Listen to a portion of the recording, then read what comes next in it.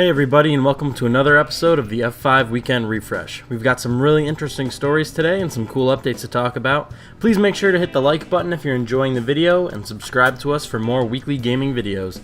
With all that being said, let's dive right in here.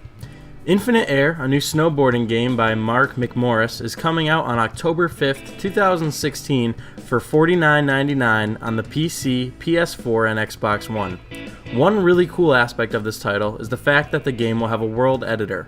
At launch, the world editor will offer more than 100 items that will give your runs a unique and creative flavor, especially since they'll be blending in with procedurally generated mountains. If that doesn't extend playability, I don't know what will. The maps you create can also be shared globally. You can download maps that others have made or throw yours up for everybody to see. Those who pre-order will receive exclusive items and gear, though the contents will differ depending on the retailer. Amazon has the Killer Bee Pack, Best Buy has the Poseidon Pack, and GameStop has the Spirit Animal Pack. Make sure you pick the best one for your snowboarder. Earlier we reported that Modern Warfare Remastered could be purchased on its own, separate from Infinite Warfare. Unfortunately, it seems the celebration may have been premature, because while you can certainly purchase Call of Duty Modern Warfare Remaster without having a Call of Duty Infinite Warfare disc, you won't be able to play it without having an Infinite Warfare disc in your system. So it seems the two are still tied at the hips. On the Modern Warfare page, it says, Modern Warfare Remastered is a full game download. Game disc must be inserted to play Modern Warfare Remastered. Internet connection required. Given that Modern Warfare Remastered is a purely digital product, last we heard, one of two things are true. Either a physical copy of the game is being released, and this is a very poorly written note, or Call of Duty Infinite Warfare is really that necessary. Now, given that you can still play the remaster if you have a digital version of Infinite Warfare, one thing seems painfully clear. This is an effort by Activision to keep people from buying the game for Modern Warfare and then returning Infinite Warfare to their local game retailer. Although it hasn't been reaffirmed by Capcom, the VR mode of Resident Evil 7, so largely pronounced in Sony's promotional material for the game, will not be a pure PS4 exclusive. Rather, it'll be going off to other VR devices after about 12 months, allowing other VR users the chance to get scared stiff. Now, of course, we can't call this final until Capcom affirms it, but I'd say this is looking pretty promising. After all, Capcom has a long history of selling timed exclusives as anything but, and it would be pretty silly of them to hole away what may be the best Resident Evil game to date behind an exclusivity deal. XSEED Games has recently announced that Story of Seasons, part of the 20-year-old Harvest Moon series, has sold more than 150,000 units in North America, while Rune Factory 4 has sold over 200,000 units.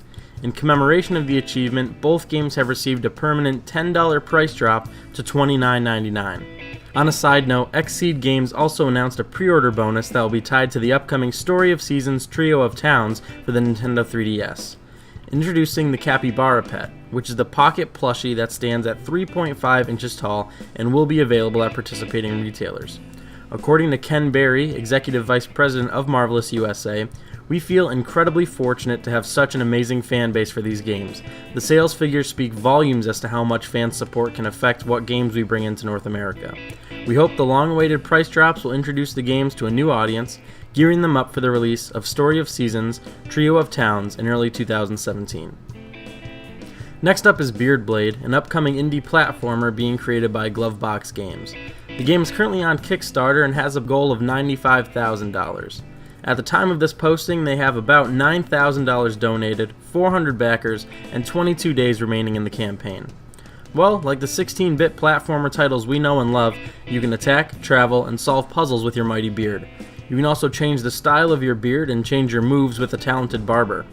Additionally, you'll be able to explore vibrant worlds and meet a cast of humorous characters. On top of that, the game contains a mastery mechanic, where if you time your skills just right, you'll be able to defeat foes and seek out hidden areas. Furthermore, you'll be able to take part in small side quests and endure some hair-splitting puns. Currently, if you're wary about throwing your hard-earned moolah at the Kickstarter, you can always try out the PC demo. If funding is successful, expect the game to launch on Steam, though no other platforms are planned unless the campaign's future stretch goals are reached. Sadly, last weekend, professional Call of Duty player FNAF died in a car accident. The story has brought up a lot of questions these past few days. Originally, it was believed that Phil was under the influence of drugs or alcohol while driving the car. His girlfriend, Adriana, quickly dismissed these statements, saying that she had been drinking with Phil's friend, but he had only been drinking water. While drinking and driving is an extremely serious issue and kills thousands of people every single year, Phil was confirmed to have been going well over the speed limit. People have really been coming together to help show their support for the H2K Pro. There's a GoFundMe that has started to help raise money for the funeral costs. The campaign is currently at about $18,500 of their $20,000 goal. He has 60,000 followers on Twitch as well as 70,000 subscribers on his YouTube channel. He was a major threat in the professional Call of Duty world and is considered a huge game changer. I was truly upset when I heard about this accident, and my thoughts and prayers go out to the families and people affected. Scott Cawthon, creator of Five Nights at Freddy's, knows how to make a buzz, how to keep a fad popular, and of course, how to tease his fans. Scott has a long history of trolling fans with locked boxes, fake leaked games, and that hilarious joke where he tried to pass off Five Nights at Freddy's World as a legitimate game.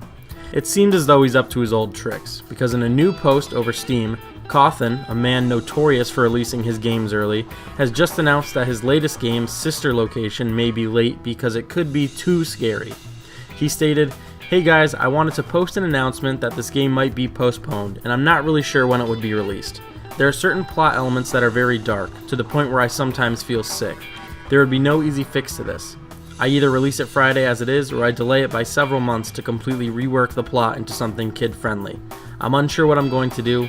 As always, thank you for your support." Sister Location did launch yesterday right on schedule. He posted the scary version up for free download, and it was a pixel bear camping outside, trying to make it through rounds of mosquito bites, rain, and snakes. I played for about 30 minutes because I was incredibly bored and saw that it was going nowhere. I had been trolled. A while back, I had talked about the struggle between Bethesda and Sony as they tried to reach an agreement for mods. Well, the day has finally come. Both Skyrim and Fallout 4 will be available with mods, and both will be supported in 4K native on the new PS4 Pro. On October 28th, Skyrim will have the mods ready to go. Mods and PS4 Pro availability for Fallout 4 will not be coming for a little while. Bethesda is waiting until everything with Skyrim is squared away before they try to tackle another project. If you want to use a mod on the PS4, you cannot upload external assets. You can only use the assets that come with the game you're modding. You can create your own mods and content by downloading the Bethesda Creation Kit. If you create a Bethesda.net account, you can start browsing and playing mods as soon as they come out. I'm really glad that Sony and Bethesda finally worked something out. It's been a battle for a really long time, and I'm sure PlayStation users were getting pretty annoyed with the whole thing. I'm excited to experience both games in native 4K and see just how incredible they really look. Fallout 4 will have brand new lighting effects and graphics features, while Skyrim is just getting a general overhaul. The Oculus Rift has some really cool new tech in it. Previously, VR headsets needed to run at 90 FPS minimum. Anything below this would create a poor experience for the headset user. Normally getting a computer that runs at 90 FPS while playing a high quality game can be quite expensive. Oculus is now cutting this minimum in half. Thanks to the brand new Space Warp program, the new Oculus will be able to automatically create synthetic frames to replace dropped ones. It will analyze the previous couple of frames, take your head motion into account, and fill in a proper frame to aid your experience. This now means that PCs can run games at 45 FPS and will still be able to use a VR with very few issues. Here's the new list of minimum specs. For a graphics card, it's recommended that you have an NVIDIA 960 or greater. For a processor, an Intel i3 6100, AMD FX 4350 or greater. Memory, they want you to have 8 GB plus of RAM. For your output, a compatible HDMI 1.3 video output, 1 USB 3.0 and 2 USB 2.0 ports, and they want you to have Windows 8 or newer. With Gears of War 4 right around the corner, a lot of people have been waiting for the game's launch. It's recently been confirmed that the Coalition and Universal Pictures will be teaming up to make a new Gears of War movie. The film is in very early stages, so directors and writers have not been determined yet. However, the film will be produced by Scott Stuber from Bluegrass Films. The announcement was made by Rod Ferguson during a recent Gears of War 4 livestream, and said that the movie will not be directly based off of any previous Gears of War games. The goal of the film is to produce a movie that appeals to a larger audience than just Gears of War fans. They don't want to make the movie a copy of a previous game and want it to be able to stand on its own. Movies based on video games can either be really amazing or really awful. It's hard to find any middle ground in these types of situations, but hopefully they hit the nail on the head with this one. I've always wanted a Gears movie and was really excited when they announced one back in 2007. The other film never took off and nothing came from the announcement at all, but this one shows a lot of promise. With all the hype this game is getting, I'm sure a lot of people will be keeping their eyes open for film news as well. Gears of War 4 will be available on October 11th and the movie has no date whatsoever yet. Wrapping things up today, we're talking about diversity in video games. One of our own over at Gamers Unite took a large look into the concept and came to the conclusion that diversity in video games basically is not a problem. He took a stance saying that we need to first figure out what constitutes a problem. Instead of the original question of, is diversity in games a problem, he rephrased it to, does the lack of diversity in the world of video games cause a negative, noticeable impact on the games that we can create? Basically saying, would changing the character's race or gender make the games less fun? The characters and elements we put into gaming have no impact on how enjoyable that game can be. From a technical standpoint, it doesn't matter what race or gender Nathan Drake is in the Uncharted series. After all, the fun is derived from the mechanics used to design the gameplay itself. Remember, before we design our grizzled white protagonists, just about every proof of concept stars blocks, unaligned shapes, and a mismatch of hurriedly colored backgrounds. You could replace Nathan Drake with an especially flexible cube, and technically, it'd still be every bit as playable, challenging, and rewarding. So in conclusion, diversity in games isn't a problem, since it's the gameplay that people are here for, and the gameplay is an independent entity from the avatar you use to interact with that gameplay. Games remain enjoyable and functional, regardless of the lack of color or sex options. That's not all, though. While the lack of diversity in games isn't a problem, the lack of diversity in the gaming industry and gaming culture is absolutely a problem. The majority of games are being created by large groups of white men. These teams will create characters, games, maps, and dialogue that they've commonly seen throughout their lives as white men. That means that adding more diversity to a team, women, transgender, minority, you name it, add new perspectives and possibilities to the game in question. Dialogue can become deeper as people with different opinions and outlooks take a hand in crafting characters. Gameplay can evolve based on someone's real experiences running, fighting, or traveling. Even whole concepts can grow and evolve from the many different ways someone can see the world or the purpose of game design as a field of study. Given that the majority of games have been the work of a select group of white or off-white men, the types of games, experiences, and perspectives we've been able to explore in the gaming world so far has been extremely narrow, and we're worse off for it. But as gaming becomes more popular and more people from all walks of life gravitate toward it, we'll start seeing more exploration, which will, of course, start fixing the non-issue of no diversity in gaming itself. The more people of color are on a team, the less inclined people will feel to just automatically assume the protagonist is white. Make sure you check out the full article on the website. There was a lot of time and effort put into it, and it's definitely worth a read.